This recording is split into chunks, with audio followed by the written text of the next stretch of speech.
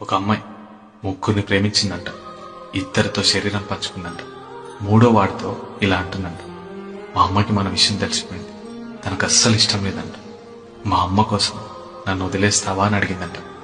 అప్పుడు అబ్బాయి అన్నాడంటే ఇలాగా, ఇద్దరితో శరీరం పంచుకున్నప్పుడు మీ అమ్మకి ఇష్టమేనా అని అడిగాడంట. అప్పుడు అమ్మాయి చంప మీద ఒక్కడు కొట్టిందంట.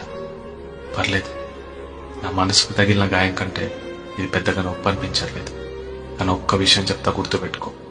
ఇదే తప్పు మీ అమ్మ చేస్తుంటే, ఇదే విషయం నీ ఫ్రెండ్స్ వచ్చి నీ ముందు చెప్పుంటే నీకెలా ఉండేదని అడిగినప్పుడు ఆ అమ్మాయి కంట్లో నుంచి నీళ్ళు వస్తున్నాయంట, తనకు తెలియకుండా.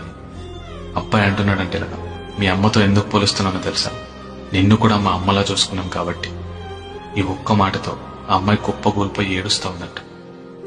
ఒక్క నిమిషం ఆలోచించండి, తప్పు చేసే ముందు. ఇదే సుఖాన్ని మీ అమ్మ కోరుకుంటే, ఇదే విషయం నలుగురు మాట్లాడుకుంటుంటే మీ గుండె ఎంత